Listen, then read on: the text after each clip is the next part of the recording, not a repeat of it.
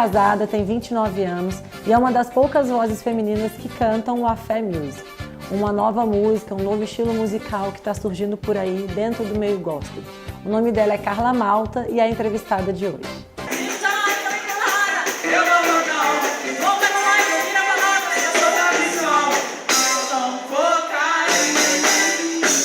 Tudo bem, Carla? Tudo ótimo, graças a Deus. Primeiro, é um prazer recebê-la aqui em Brasília. Você veio de longe até para estar aqui com a gente hoje no programa Vida em Conexão. É um prazer te receber aqui.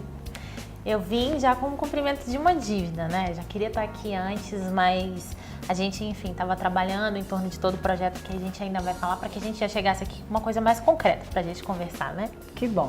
Então é um prazer mais uma vez te receber e a gente está aqui com a Carla Malta hoje para contar um pouco da sua história, contar um pouco de como foi a sua história. Para quem não te conhece, vai te conhecer durante a nossa entrevista.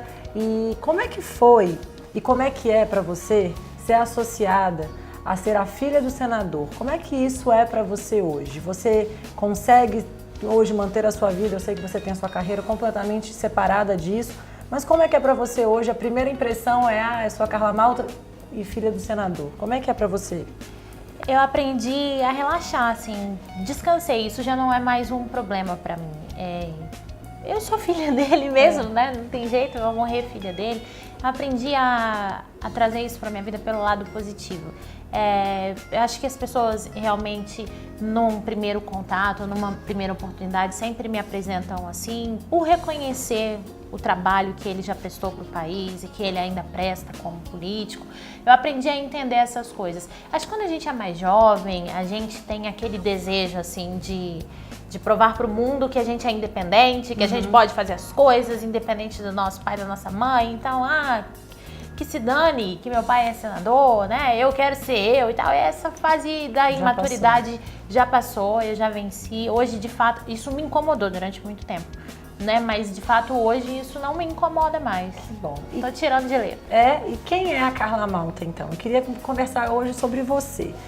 Quem é a Carla Malta? Você nasceu no Espírito Santo, teve uma história, uma infância bem difícil, diferente do que todo mundo imagina. E aí eu queria que você contasse um pouquinho sobre essa sua infância, sobre a sua história. Eu também não julgo as pessoas que imaginam diferente, porque eu também imagino diferente a história de um monte de gente, né? Então, isso de fato é do ser humano mesmo. A gente projeta baseado naquilo que a gente está vendo ali naquele instante da vida, naquele momento. Mas eu nasci sim no Espírito Santo, eu nasci na cidade de Vila Velha. E quando eu nasci, meu pai era pastor da primeira igreja batista de Vila Velha, ele era pastor local, interino ali no ministério. E desde o meu nascimento até os meus 3 anos de idade, eu fui criada ali. E aí meu pai sentiu o chamado de Deus, que era o momento de entregar o ministério. E nós íamos para o interior, Cachoeiro de Itapemirim, que é a cidade da minha mãe, né? Cidade da minha mãe, cidade de Roberto Carlos.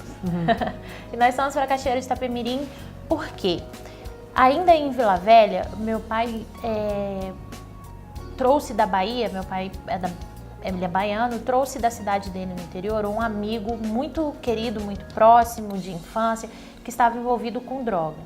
E trouxe para dentro da nossa casa e ele passou a morar com a gente um tempo. Certo. Para ajudar ele a vencer o vício e tal. Carlinhos. E aí o Carlinhos ficou ali morando com a gente, foi para Cachoeiro morar com a gente. Quando essa saída da igreja do meu pai para ir para Cachoeiro de Itapemirim foi onde ele descobriu de verdade o amor dele na recuperação de dependentes químicos. Aí nós fomos para Cachoeiro iniciar o projeto Vem Viver, que começou dentro da nossa casa.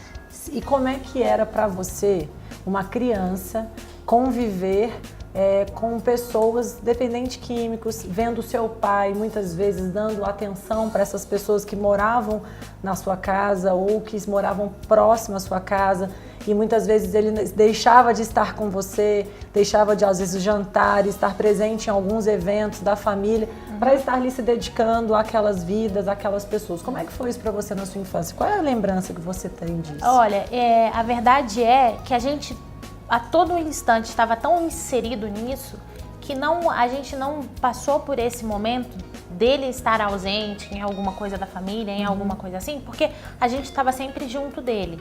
Então, se ia ter um aniversário, o meu ou da Maguinha na época, aí Eu me lembro perfeitamente de um interno que sabia fazer trabalho manual com madeira, que era uma coisa incrível. Então, assim, os internos faziam a decoração da festa, aí eles ajudavam a mexer bola. Eles participavam da vida de vocês Justamente. como parte da família, então. Exatamente. Ensinaram a gente a andar de bicicleta, Legal. amarrava linha no dente da gente pra arrancar dente, era tudo no meio daquilo ali. Aí, quando em casa começou a ficar apertado demais, nós conseguimos alugar uma casa de BNH, nesses bairros que tem essas casinhas menores, né?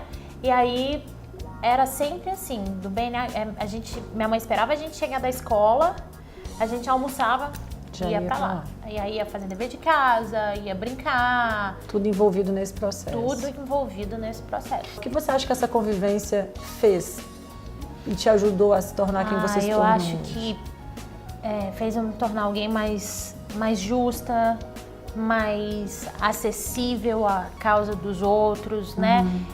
A gente aprendeu a não se colocar em pé de diferenciação em relação às outras pessoas.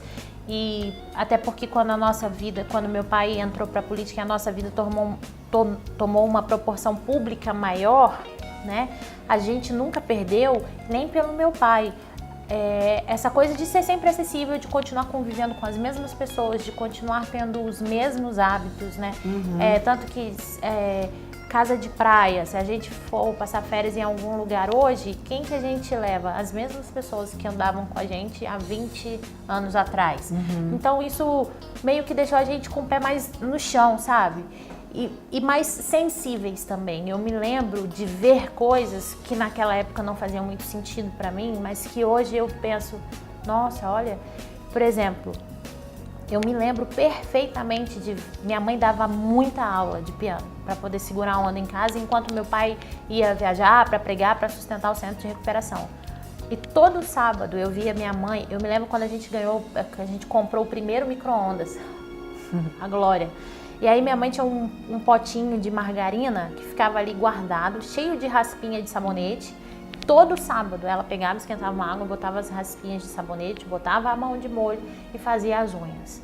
Quando eu era criança, pra mim era normal ver aquilo, minha mãe fazia as unhas. Mas hoje eu sei por que ela fazia aquilo, por que ela não ia a um salão fazer as unhas, né? Porque toda a economia era válida, porque a gente tinha lá 10, na época, 10, 15, 20 internos em fase de abstinência de vício, esfomeados para alimentar.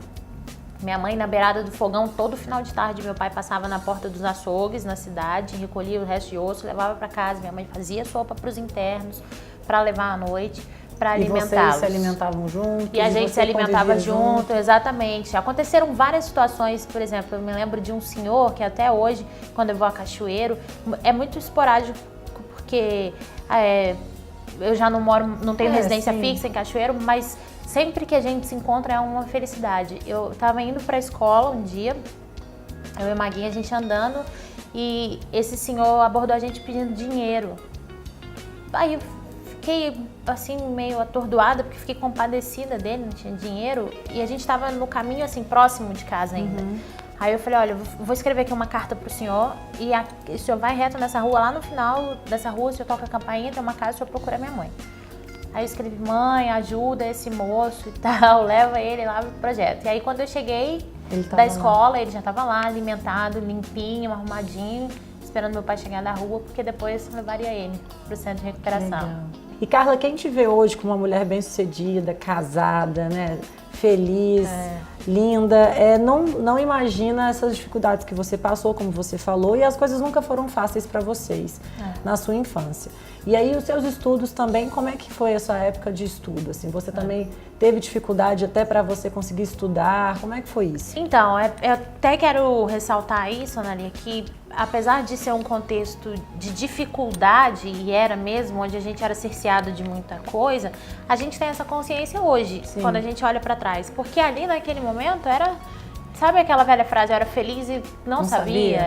A gente era muito feliz. Vivendo ali naquela simplicidade toda, a gente era muito feliz. É porque, na verdade, a gente tem um pouco de mito que a felicidade, ela está relacionada a dinheiro. E, na verdade, não. Se você estava feliz, você estava com seu pai, com a sua mãe, com a sua irmã, você estava com uma base familiar que que estava te dando segurança, amor, carinho, é o que uma criança precisa, né? Claro, comida, estudo, isso tudo faz parte. Mas você tinha, mas não de uma maneira farta. Exatamente. Né?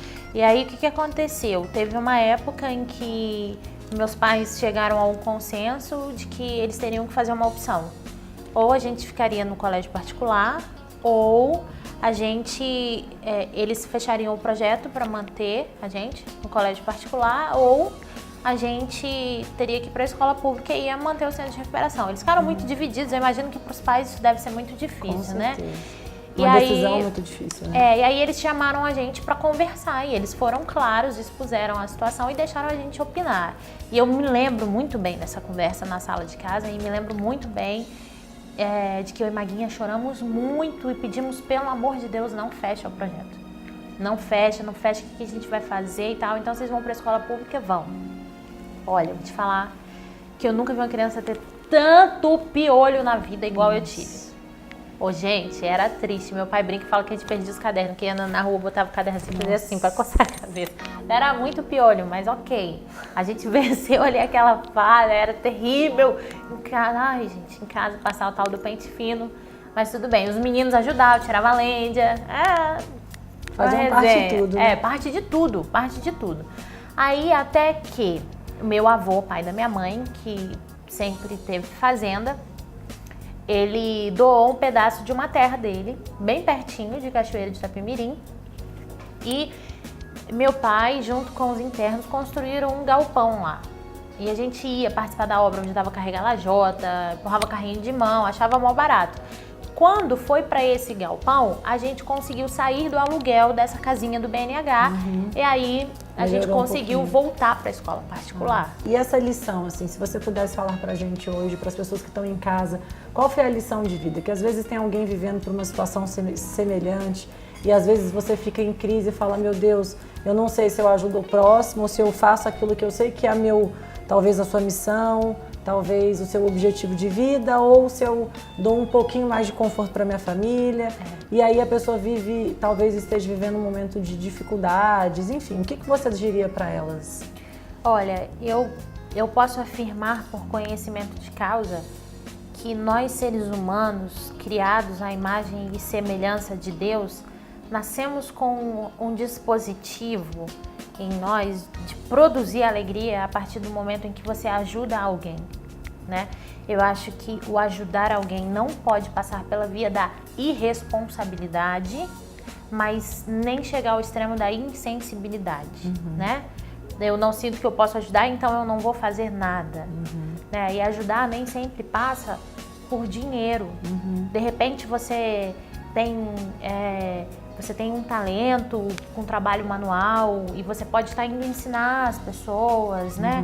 Indo ensinar em casas de passagem. Você gosta de criança, vai dar um expediente, se você tem tempo, numa creche, né? É transformador, não tem como dar errado. Com certeza. E eu acho que fica o conselho para as pessoas também de que você se sente que você está fazendo algo para o outro. É como você falou, nenhum ser humano nasceu. Hoje eu estava escutando a rádio vindo para cá e vi uma pregação da Bispa Lúcia onde ela fala que o ser humano nasceu para amar alguém. O ser humano não nasceu só para ser amado. A gente não nasceu só para ter amor, mas a gente também nasceu para... Nós só somos 100% felizes quando nós retribuímos esse amor. E esse amor pode ser retribuído não é só para a sua família, é para o ser humano, é para a sociedade, são para as pessoas que estão à sua volta e que realmente precisam de você. Bom, o nosso papo está muito bom, mas a gente já volta. Não saia daí que a gente volta rapidinho no segundo bloco.